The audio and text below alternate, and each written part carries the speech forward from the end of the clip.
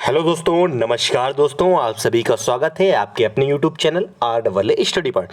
दोस्तों, पर्यावरण अध्ययन की बेहतरीन क्लास होने वाली है। बहुत अच्छे क्वेश्चंस आज लेके आए। आज की सेट इसलिए इंपॉर्टेंट है क्योंकि आपका एग्जाम काफ़ी निकट है। हम लोगों ने बहुत मेहनत करने का फैसला किया है कि अभी भी कुछ दिन है बचे हैं, तो जिनका एग्जाम बाद में है और या फिर एग्जाम जिनका पहले, तो आप लोग ज़्यादा से ज़्यादा पढ़ लें, क्वेश्चन ज़्यादा से ज़्यादा करा दें। दोस्तों, कल से प्लान है कि मैराथन होगी आपकी, लगातार होंगी, 3-3 4-4 सेट कराएंगे। आप लोग कर लीजिए। आपसे अगर क्वेश्चन आ गए तो मज़ा आ जाएगा आपको। ठीक है दोस्तों, मेहनत करने में आप बिल्कुल मत चूकिए। आके नतीजा जो भी हो, मेहनत से कभी ना घबराइए दोस्तों। तो जिसने भी चैनल नहीं सब्सक्राइब किया, चैनल को सब्सक्राइब कर ले। आपको बता दें, हमारे चैनल पर पर्यावरण की हर क्लास मिलती है, बाल विकास की आपको मिलती है, हिंदी आपके लिए कराई जा रही है। दोस्तों, सारी क्लास आपको यहाँ अवेलेबल है, इसलिए आप अच्छे से पढ़ें, चैनल पर जुड़ जाएं। बेहतरीन माफ कीजिएगा, क्लास आपकी चल रही है।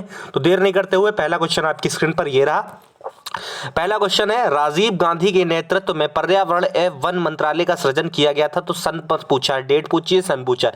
तो 17 सितंबर 1985 में, 17 सितंबर 1985 को दोस्तों राजीव गांधी के नेतृत्व में पर्यावरण एवं वन मंत्रालय का सृजन किया गया था। ठीक है दोस्तों, इतनी चीज ध्यान रखेंगे। पूछेगा राजीव गांधी के नेतृत्व में पर्यावरण एवं वन मंत्रालय का सृजन कब किया गया, तो आप लोग डेट याद रखोगे, 17 सितंबर 1985, 17 सितंबर 1985। इतनी चीज क्लियर हो गई। आगे बढ़ रहा हूं।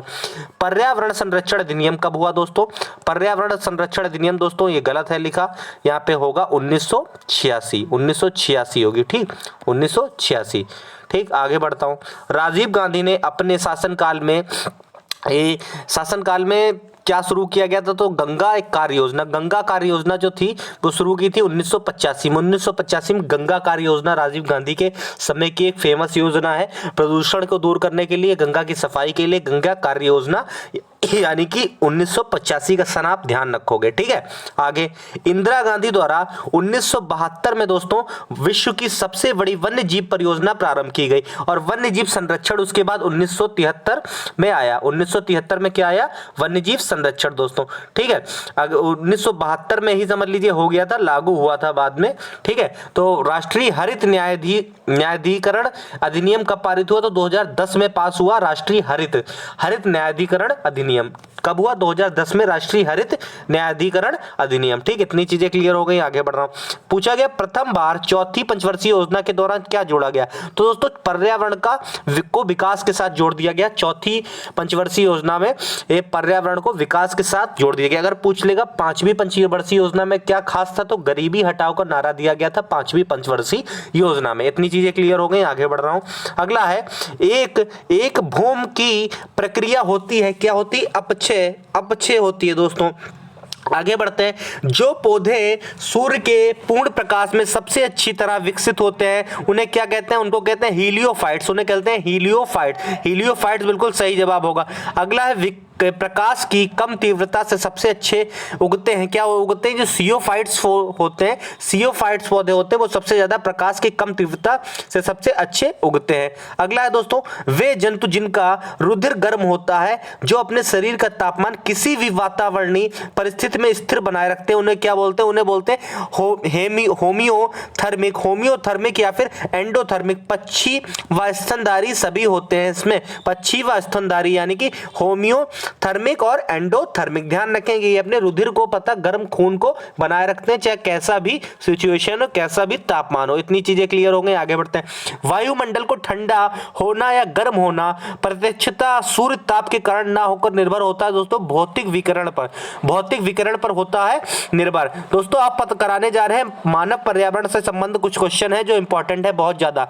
मानव को सामूहिक विकास प्रदान करता है, सामूहिक विकास होता है पशुपालन से। मानव को सामूहिक विकास प्रदान किया है पशुपालन ने। ठीक, आगे RAA स्टडी पॉइंट दोस्तों देखिए, सब्सक्राइब कर लेना। चैनल आपके साथ इतनी मेहनत कर रहा है, जिसका पेपर अभी भी काफी टाइम बाद होगा, तो वो लोग भी पढ़ते रहें लगातार, क्योंकि अभी भी आप एग्जाम निकाल सकते हो अच्छे से अगर रणनीति बना के तैयारी की जाए। खेती की सर्वाधिक पुरातन प्रणाली कौन सी है? तो दोस्तों झूम कृषि है। झूम कृषि में लोग क्या करते हैं दोस्तों? खेती करते हैं, बंजर जमीन को कर देते हैं, ठीक है, जलाते हैं, फिर उधर करते हैं। अगला है, विश्व तथा भारत में आज भी झूम मशरूम या स्थानांतरण कृषि प्रचलित है, ये कहाँ है दोस्तों? ये दक्षिणी एवं दक्षिण पूर्व एशिया और पूर्वोत्तर भारत में है। पूर्वोत्तर भारत में यानी कि नागालैंड वगैरह में है। ठीक है, अगला, मनुष्य के लिए सर्वाधिक कार्यक्षम तापमान दोस्तों क्या होता है? तो 25 डिग्री सेंटीग्रेड तापमान एवं 60 डिग्री आर्द्रता होनी चाहिए। ये काम के लिए सबसे बेस्ट है मनुष्य के लिए। कितनी? 25 डिग्री सेंटीग्रेड तापमान और 60 डिग्री आर्द्रता। ठीक, इतनी चीजें क्लियर हो गई। अगला, बहुत शानदार क्लास है, बहुत अच्छे क्वेश्चन से, ऐसे क्वेश्चन है आपको वहीं हूबहू देखने को मिलेंगे।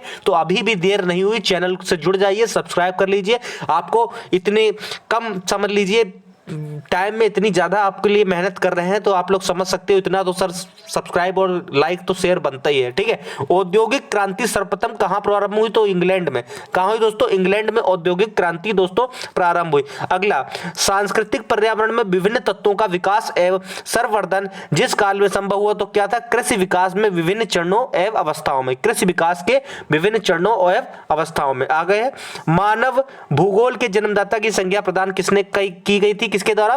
Frederick Ratzel. Frederick Ratzel. ठीक, फ्रेडरिक रेटजल को। ठीक, अगला, पर्यावरणीय समस्याओं को प्रादुर्भाव प्रारंभ हुआ तो औद्योगिक क्रांति एवं आर्थिक निश्चयवाद से। औद्योगिक क्रांति एवं आर्थिक निश्चयवाद से हुआ प्रारंभ। अगला, मेघ बीजन में यौगिकों का प्रयोग किया जाता है तो ठोस CO2 एवं आयोडीन के यौगिक। ठोस CO2 एवं आयोडीन के यौगिक। आगे बढ़ेंगे। आगे, पारिस्थितिकी एवं परितंत्र के क्वेश्चन से इकोलॉजी शब्द का सर्वप्रथम प्रयोग किसने किया? अर्नेस्ट हैक्ले। अर्नेस्ट हैक्ले ने 1896, आप लोग डेट याद रखोगे, किसने किया? इकोलॉजी शब्द का सर्वप्रथम प्रयोग किया। आगे बढ़ते हैं। पारिस्थितिकी के जनक की संज्ञा प्रदान की गई थी किसने? तो अर्नेस्ट हैक्ले यही होंगे, अर्नेस्ट हैक्ले। ठीक है, आगे, पारिस्थितिकी के अंतर्गत पारस्परिक अध्ययन किया जाता है, उसे क्या कहते हैं? वातावरण एवं जीव समुदाय का जो है अध्ययन किया जाता है, वातावरण एवं जीव समुदाय का। दोस्तों मेहनत बहुत जारी है, आप लोग भी ऐसे ही प्यार बनाए रखो दोस्तों। हमेशा की तरह फिर कहूंगा, प्लेटफॉर्म जरूर छोटा है लेकिन मेहनत में कोई कमी नहीं दोस्तों। सभी भाई बहन हमारे जुड़े हैं, आप लोग जानते हैं, मैंने एड़ी चोटी का जोर लगा दिया। ठीक है, कि कैसे भी आपकी तैयारी हो। ठीक, अगला, रंध्रों को खुलना बंद होना निर्भर करता है किस पर? प्रकाश पर। किस पर? प्रकाश का। और देखो जल्दी टाइपिंग और सब कर रहे हैं तो थोड़ी बहुत अगर मिस्टेक है तो उसके लिए क्षमा चाहेंगे, माफी चाहेंगे दोस्तों। मैं हमेशा कहता हूं कि देखिए, मनुष्य मैं भी हूं, इंसान मैं भी हूं, गलती मुझसे हो सकती है। ठीक है तो जितना कंटेंट सोच रहा दे पा रहा हूं, अभी उतनी क्षमता नहीं है जितना, वरना मैं स्क्रीन बोर्ड पे आपको और कुछ दे सकता था, लेकिन अभी नहीं दे पा रहा हूं। अभी तो आप समझ सकते हो हम लोग की परेशानी क्या है। ठीक, आप भाई हो, आप भी समझ सकते हो, मैंने तो समझी नहीं है। वाष्पोत्सर्जन की क्रिया है क्या है? जैविकी। विटामिन ए और डी तथा कैरोटीन के निर्माण में महत्वपूर्ण भूमिका होती है प्रकाश की। किसकी? देखिए, प्रकाश के लिए देखिए, ठंड में हम लोग क्या करते हैं? विटामिन डी के लिए धूप में खड़े होते हैं, इसीलिए दोस्तों विटामिन डी। अल्पदीप्ति काली पौधे हैं तंबाकू और सोयाबीन जो है अल्पदीप्ति काली पौधे हैं। आगे, छाया प्रीत पौधों को क्या कहते हैं? तो कहते हैं हेमियोफोबस। ये क्वेश्चन देखो दोस्तों, समझाने का समय नहीं, अब रट डालो, बिल्कुल रट डालो, अंतिम समय है दोस्तों। आप सीरियस बहुत ज्यादा हो जाओ, ये देखो मौका बार बार नहीं आएगा। हेलियोफोबस। अगला है, एंजाइम क्रियाशीलता का सर्वोत्तम ताप क्या है? तो 25 से 30 डिग्री सेंटीग्रेड। 25 से 30 डिग्री। ठीक, आगे, एंजाइम का विकृतीकरण हो जाता है किससे? 60 से 70 डिग्री। 60 से 70 डिग्री ताप पर। आगे, अल्पाइन वृक्ष भारत में मिलते हैं तो 3600 से 4000 मीटर ऊंचाई पर। 3600 से 4000 मीटर ऊंचाई पर मिलते हैं। स्थायी बर्फ लाइन की भारत में ऊंचाई है 4000 मीटर। कितनी है? 4000 मीटर। ये पॉइंट्स रट लो, आप लोग रट्टा मार लो, कैसे भी कर लो, ये वहां मिलेंगे आपको भाइयों। बहुत इंपॉर्टेंट क्वेश्चन है, बहुत इंपॉर्टेंट क्वेश्चन। अंकुरण के लिए बीजों को कम ताप पर रखना कहलाता है, क्या कहलाता है? बसंतीकरण। क्या कहलाता है? बसंतीकरण। ठीक दोस्तों, आगे दोस्तों, मरुदविद पौधों में प्राय पत्तियां बदल जाती हैं, क्या करती? कांटे में। किसमें? कांटे में। ठीक, आगे, आर्द्रता को मापा जाता है किससे? सापेक्षिक आर्द्रता की प्रतिशत इकाई में। किससे? सापेक्षिक आर्द्रता की प्रतिशत इकाई में। आगे, वनस्पतियों के सड़ने से गैस निकलती है, कौन सी? मीथेन। कौन सी? मीथेन। आगे, वायुमंडल में आर्गन गैस की मात्रा पाई जाती कितनी होती? 0.93%। ठीक, आगे, पौधों की सभी पोषक तत्वों से युक्त कार्बनिक पदार्थ क्या है? ह्यूमस। क्या है? ह्यूमस। ठीक, आगे बढ़ते हैं। आगे कुछ क्वेश्चन और देख लीजिए। पर्यावरण क्या है? पर्यावरण है हमारे चारों और का वातावरण जो हमें व अन्य जीवधारियों को प्रभावित करता है। क्या करता है? प्रभावित करता है। आगे, भारत में सबसे अधिक वन किस प्रदेश में है? मध्य प्रदेश में। कहाँ है? मध्य प्रदेश में। आगे, पौधे हमारी खाद्य निर्माण प्रक्रिया में कार्बन डाइऑक्साइड CO2 गैस वायुमंडल में से लेते हैं और बदले में हमें क्या देते हैं? तो बदले में ऑक्सीजन हमें देते हैं और कार्बन डाइऑक्साइड है जो लेते हैं। Carbon dioxide, sulphur dioxide, carbon monoxide कौन सा प्रदूषण है? वायु प्रदूषण है। कौन सा भैया? वायु प्रदूषण है। वायु प्रदूषण है। फटाफट पढ़ लो, बिल्कुल मैराथन क्लास की जैसी आपकी क्लास है। बायोकेमिकल ऑक्सीजन डिमांड परीक्षा किस प्रदूषण का मापने के लिए की जाती है? जल प्रदूषण। किसके लिए? जल प्रदूषण। अगला है पैरोक्सी नाइट्रेट पैन क्या है? तो क्या है? वायु प्रदूषण है। पैन क्या है? वायु प्रदूषण है। आगे आगे, राष्ट्रीय पर्यावरण अनुसंधान केंद्र कहां पर है? नागपुर महाराष्ट्र में। नागपुर महाराष्ट्र में राष्ट्रीय पर्यावरण अनुसंधान केंद्र है।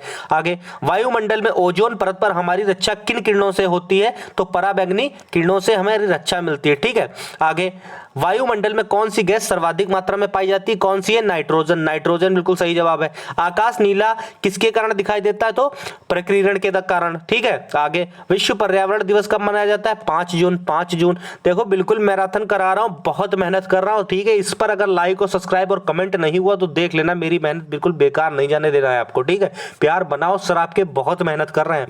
ग्रीन हाउस प्रभाव के कारण पृथ्वी का तापमान बढ़ता है या घटता है? तो बढ़ जाता है। क्या है? बढ़ जाता है। अब क्लासेस दोस्तों लंबी चलेंगी, छोटी क्लास में नहीं हो पाएगा क्योंकि मेरे ऊपर बहुत जिम्मेदारी है आप सबकी। पर्यावरण का दुश्मन कौन सा? यूकेलिप्टस सफेदा। सफेदा तेजी से चल रहा हूं। ग्रीन हाउस प्रभाव क्या है? ग्रीन हाउस प्रभाव में सूर्य की किरणें पृथ्वी पर आ जाती हैं लेकिन कार्बन डाइऑक्साइड गैस के घेरे के कारण वापस नहीं आ पाती।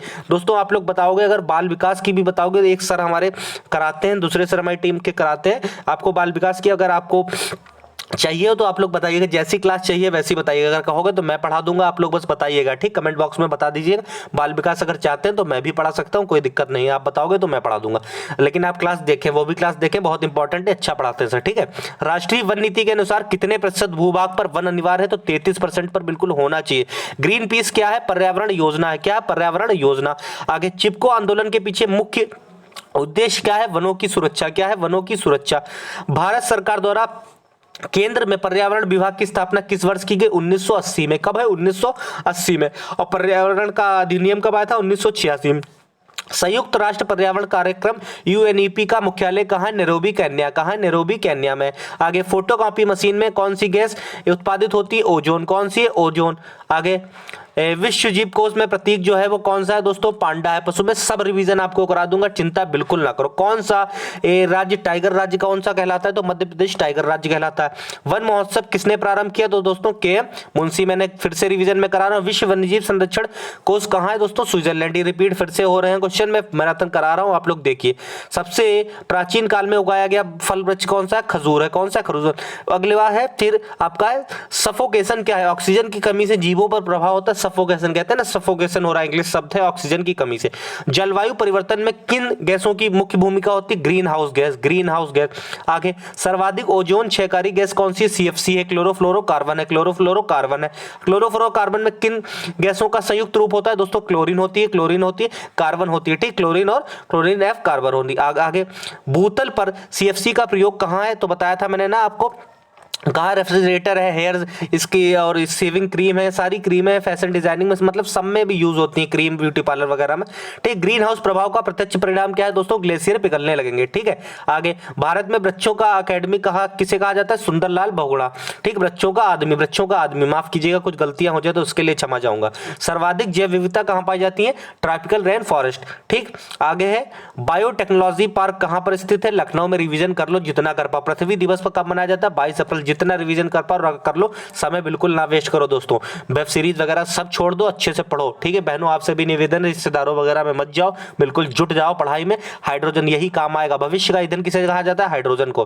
पर्यावरण की रक्षा कवच किसे कहा जाता है? ओजोन परत को पर्यावरण की रक्षा कवच कहा जाता है।